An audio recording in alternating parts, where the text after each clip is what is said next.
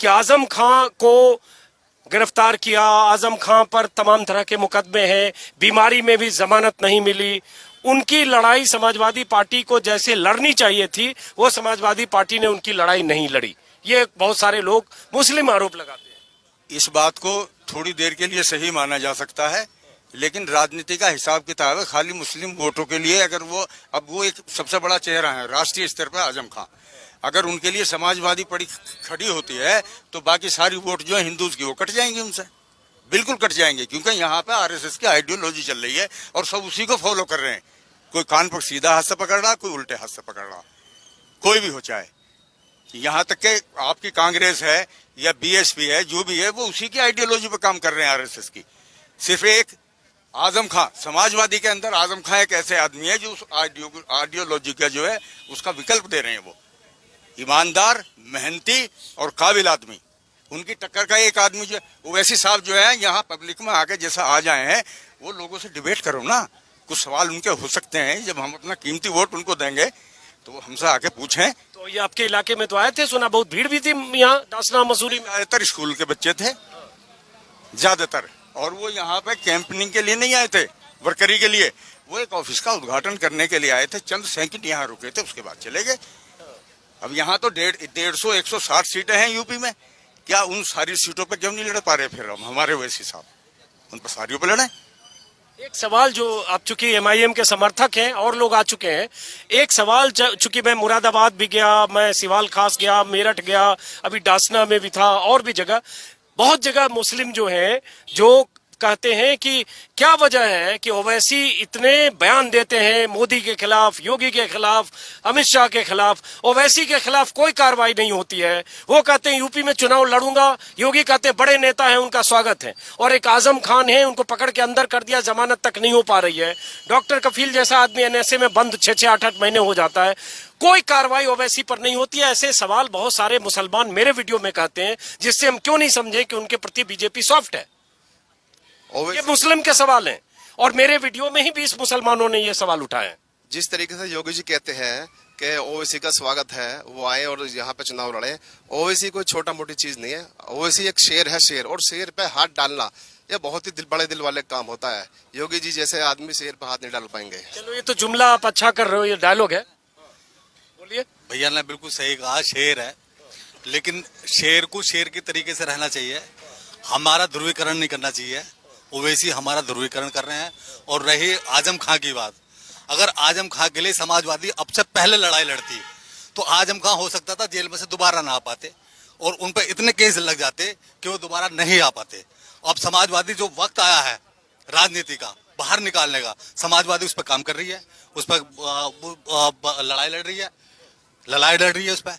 और दूसरी बात, ओवैसी जी कह रहे, ओवैसी जी इतना बुरा कहते हैं बीजेपी की और मोदी को, बीजेपी वाले लोगों को और मोदी जी को, और लोकसभा में सिर्फ आजम खान है जो कह रहे हैं ना शेर तो ये होता। आजम खान ने सिर्फ 2 बातें कही कि मेरे स्कॉलर पर अगर दाग हो तो मैं राजनीति छोड़ दूंगा, या मुसलमानों की प्रथम जो हमने चुना हिंदुस्तान, हमने चुना, हम पे थोपा नहीं गया हिंदुस्तान। इस वजह से उन पर 87 केस लगे। इस वजह से ओवैसी सिर्फ क्या करते हैं, ओवैसी ने गाली बक दी, मोदी जी को गाली बक दी, अकबर ओवैसी ने गाली बक दी। क्यों गाली बक रहे हो भैया? मुसलमानों को एक करने की कोशिश करो ना, सबको एक साथ लेकर चलोगे जब तो आगे को बढ़ोगे। शिक्षा पे बात करो, रोजगार पे बात करो, सिर्फ मुसलमानों को भड़काने का काम करते हो और कुछ नहीं। तो आपको लग रहा है ओवैसी मुसलमानों को भड़काने का काम? सिर्फ ओवैसी भड़काने के अलावा और कोई काम नहीं करते, सिर्फ भड़काने के अलावा बस। क्या इधर से क्या बोल रहे हैं, कुछ बोल रहे हैं, बोलिए। ये गलत कह रहे हैं, ओवैसी ने कभी गाली नहीं दी, वो समझाने का काम कर रहे हैं, भड़काने का काम नहीं कर रहे। उन्होंने तो राष्ट्रीय स्तर पर 15 मिनट का चैलेंज दे दिया अकबरुद्दीन ने कि 15 मिनट में पुलिस को हटा दो, हम देख लेंगे तुम लोगों को। ये कोई बात थोड़ी है। ये एक बयान है अकबरुद्दीन ओवैसी का, जिस बयान का जिक्र बीजेपी नेता सालों साल करते हैं।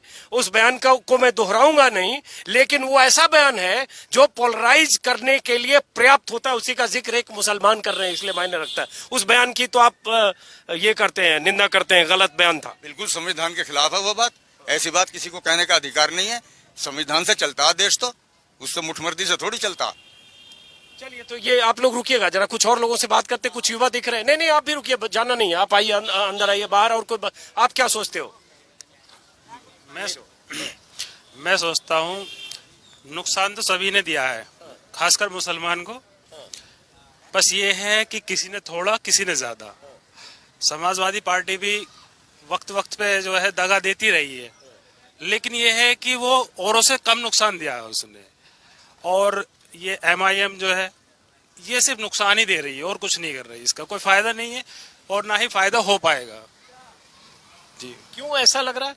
वो तो कहते हैं कि जो भी मुसलमानों के मुद्दे हैं जो कोई नहीं उठाता है संसद में, चाहे वो ट्रिपल तलाक हो, चाहे वो NRC CA हो, चाहे यहाँ तक कि कश्मीर का कोई मुद्दा हो, कोई भी मुद्दा हो, वो कहते हैं मैं उठाता हूँ संसद में, कोई सवाल ही नहीं उठाता है, मुसलमानों की नुमाइंदगी कोई करना नहीं चाहता है, मैं मुसलमानों के हक और हुकूक के लिए यूपी में चुनाव लड़ूंगा और हर जगह लड़ूंगा। जी, नहीं, ये बात बिल्कुल हम मानते हैं कि वो कुछ मुद्दे उठाते हैं, लेकिन कहीं कहीं उनके मुद्दे उठाए हुए हमें नुकसान भी पहुंचाते हैं।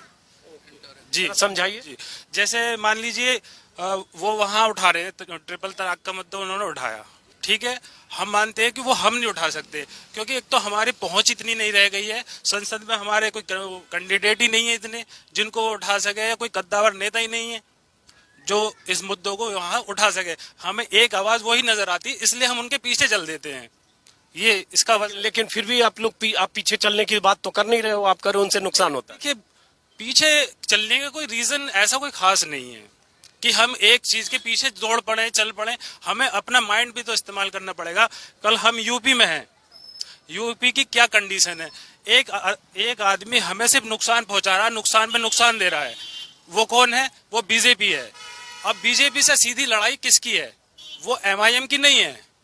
MIM जो बीजेपी को हराएगा, हम उसके साथ हैं, क्योंकि बीजेपी की सीधी लड़ाई सिर्फ सपा से है, बसपा सिर्फ उसके पिछलग्गू है और वही उसके सपोर्टर है।